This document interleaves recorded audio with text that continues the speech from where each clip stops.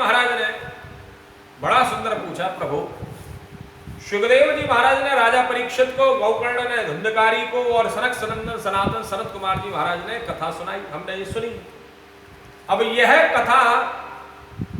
यह जो ग्रंथ किस किस समय में सुनाया गया है, क्योंकि समय से क्या पता चलता है, जरा विचार करिए, समय से क्या पता चलता है? समय से उस कथा की ऐतिहासिकता पता चलती है, समय से उस कथा की ऐतिहासिकता पता चलती है कि कथा कितने साल पुरानी है। और ये श्रीमद् भागवत की कथा कोई आज की नहीं है। श्रीमद् भागवत जी की कथा हजारों लाखों वर्ष पहले ऋषियों ने लिख दी। ये प्रिंटेड जो है ये अभी हुई है, लेकिन ये कथा हमारे यहाँ पर गुरु शिष्य की परंपरा में, मैंने कल भी आपको बतलाया, कल भगवान भगवत्पाद आदि गुरुदेव शंकरावतार शंकराचार्य जी महाराज श्री जी की जो है बड़ी सुंदर जन्मतिथि थी। तो ये शंकराचार्य पद्धति के अंतर्गत में हम लोगों को जरा विचार करिए, ये है हम लोग, ये जितना भी वेद है, जितनी भी कथाएं हैं, जितना भी उपनिषद है, जितना भी हमारे यहाँ पर शास्त्र हैं, पुराण हैं, ये सब हमको एक गुरु शिष्य की परंपरा के अंतर्गत में हमको प्राप्त हुए। और जब हमको और आपको ये गुरु शिष्य की परंपरा के अंतर्गत में प्राप्त हुए हैं, तो जरा विचार करें, ये कोई हस्तलिखित तो महाभारत लिख दी गई, और जब हस्तलिखित जब ये महाभारत लिख दी गई तो वो तो व्यास जी महाराज ने स्वयं भगवान श्री गणेश जी महाराज से लिखवाई, और उसके तत्पश्चात ये 18 पुराणों की उत्पत्ति हुई। और 18 पुराणों की उत्पत्ति के पश्चात यह जो मुझे लगता है व्यक्तिगत, इसको अगर हम इतिहास के दृष्टिकोण से भी अगर हम देखें तो इस कलयुग तक आते आते हर व्यक्ति ने इसको संग्रह करने का एक प्रयास किया है। राजाओं ने मंदिरों, पहले मंदिर बने होते थे तो मंदिरों के माध्यम से कथाएं होती थी, मंदिरों के माध्यम से कथाओं का चित्रण किया जाता। ये जो रामलीला की परंपरा है, कृष्ण लीला की परंपरा है, ये जो अनेकानेक भक्तों की परंपरा, ये परंपराएं भी सिर्फ इसलिए हैं, ये रामलीला हमारे यहाँ पर होती है और हमारे भारत में, पूरे भारत में मनाई जाती है प्रभु श्री राम जी की लीला।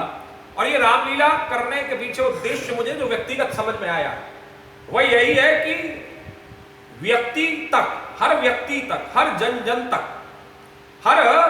गांव गांव में, हर घर घर में प्रभु श्री राम की लीला पहुंचे। लेकिन हर कोई व्यक्ति तो बुद्धिमान होता नहीं, हर व्यक्ति साक्षर नहीं होता, हर व्यक्ति के पास में समय नहीं होता, हर व्यक्ति के पास में इतना शायद आस्तिकता नहीं होती कि वह प्रभु के उस ज्ञान को ग्रहण कर सके जो है वेदों के माध्यम से, उपनिषदों के माध्यम से जो है वह है भगवान के उन नामों को ग्रहण से कर सके। तो उस लीला को करने का प्रयोजन, उस लीला को करने का प्रयोजन जो रहा वह यही रहा कि रामलीला जब हर गांव में होगी तो गांव के माध्यम से हर घर में वह राम का चरित्र पहुंचेगा, रावण का चरित्र भी पहुंचेगा। कि रावण का चरित्र कैसा है? बोले रावण का चरित्र जिसने एक नारी का अपहरण किया, और जब अपहरण किया तो स्थिति क्या हुई, जरा विचार करिए कि अपहरण किया तो अपहरण करने के बाद में रावण को उसका कष्ट भोगना पड़ा, और केवल रावण को नहीं भोगना पड़ा अपितु पूरे विश्व को भोगना पड़ा। तो ये कथाएं, ये लीलाएं, ये लीलाओं के माध्यम से, चरित्र के माध्यम से बड़े बड़े हमारे कबंद ऋषि जो है उधर दक्षिण भारत के हुए, उन्होंने अपनी एक जो है रामचरित, उन्होंने श्री रामायण लिखी है, कबंद रामायण। हर इसी प्रकार से जो जो जिस जिस प्रदेश का, ग्राम का, जिस जिस क्षेत्र का महापुरुष होता गया, उसने अपनी अपनी लीलाएं अपनी अपने तरीके से, अपने अपने मानसिकता के आधार पर, अपनी अपनी आस्तिकता के आधार पर, अपनी अपनी जो है अध्ययन के आधार पर, स्वाध्याय के आधार पर उसने अपनी एक पुस्तक प्रभु के प्रति समर्पित की। लेकिन जब मूल तत्व की बात आती है, जब हम कथा के मूल भाग में प्रवेश करते हैं, तो कथा के मूल भाग का उद्देश्य, कथाओं का उद्देश्य क्या है, ये यहां पर भी देखिए प्रश्न कितना सुंदर किया कि ये कथाएं, ये ग्रंथ कब कब सुनाया गया, इसका इतिहास बताइए। हम लोग अक्सर करके पूछते हैं ना, इतिहास क्या है साहब, इतिहास बताइए, व्हाट इज द हिस्ट्री। आप कहते पुराना है, पुराना कितना साल पुराना है? अब कितने साल पहले की बात की जाए, जरा विचार। भगवत्पाद आद्य गुरुदेव शंकरावतार जी महाराज तो ईसा पूर्व, ईसा से भी पूर्व में ये 500 शताब्दी के 500 से अंतर्गत में उस समय पर हुए। कुछ 437 कहते हैं, कुछ 445 बताते हैं, तो इनमें भी भेद है। लेकिन हमारे यहां पर ये जो इतिहास की जो व्यवस्था है, कहने का उद्देश्य सिर्फ इतना है कि मंदिरों का निर्माण,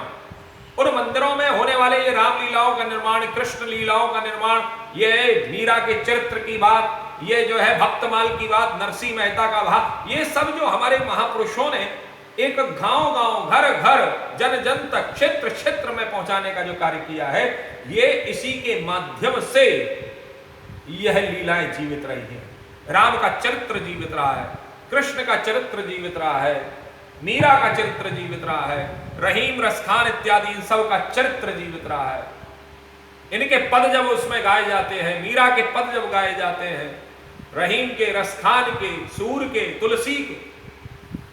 जरा विचार करिए, इन सब के जब पदों को गाया जाता है, तो इन पदों के माध्यम से उन लीलाओं का जब चित्रण हम लोग करते हैं, तो उन लीलाओं का चित्रण करते हुए व्यक्ति प्रभु के, राम के चरित्र को स्वीकारता है, रावण के चरित्र को अस्वीकार कर देता है, स्वीकारता नहीं है रावण के चरित्र को। और वह सूत्र जो यहां पर बड़ा सुंदर कहा गया है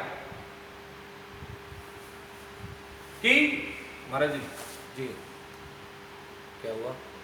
your live video has ended, इसमें कुछ आ नहीं रहा। तो यहां पर सबसे प्रमुख बात है कि ये जो इतिहास का दृष्टिकोण से जब हम लोग वार्ता करते हैं, इतिहास के दृष्टिकोण से जब हम लोग देखते हैं, तो इतिहास के दृष्टिकोण से देखने के कारण से वह है उसकी ऐतिहासिक समय सीमा, ऐतिहासिकता उसकी जो है उस ग्रंथ की, उस चरित्र की, कहीं ना कहीं उस चरित्र की ऐतिहासिकता, उस चरित्र की व्यवस्था कहीं ना कहीं सबसे प्रमुख बात है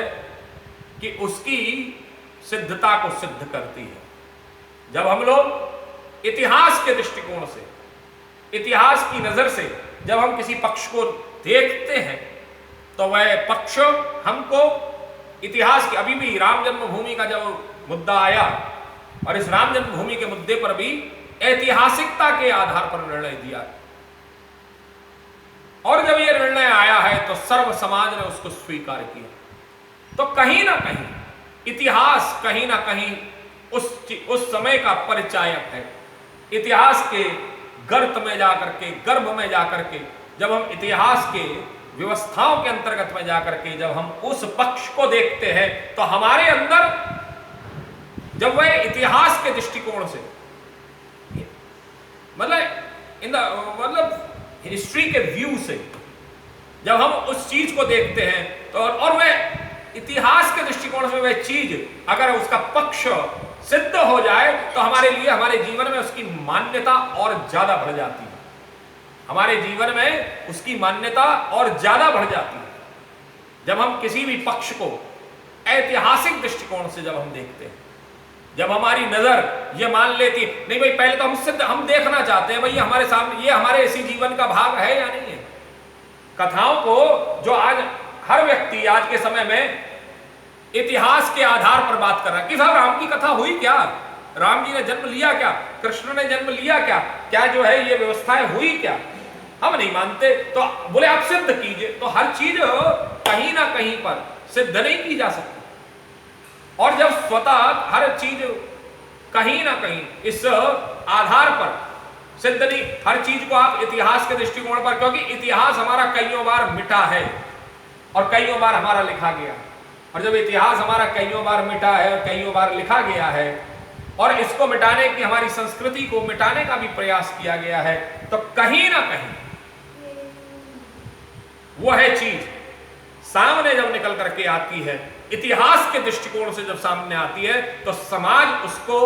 और ज्यादा मान्यता देता है। और ज्यादा उसको स्वीकार्यता देता है। तो यहां पर भी शौनक जी महाराज ने बड़ा सुंदर एक इतिहास के दृष्टिकोण से प्रश्न किया है। बोले प्रभु, आप कहते हैं कि यह कथा सुखदेव जी महाराज ने राजा परीक्षित को सुनाई। देखिए इतिहास का प्रश्न है ये इतिहास से संबंधित है। बोले आप कहते हैं यह कथा सुखदेव जी महाराज ने राजा परीक्षित को सुनाई, गौकर्ण ने धुंधकारी को सुनाई और सनक सनंदन सनातन सनत कुमार जी महाराज ने सुनाई। नाउ माय क्वेश्चन इज, मेरा प्रश्न है प्रभु कि ये कौन कौन से समय पर सुनाया गया, आप हमको ये बतलाइए। इसके पीछे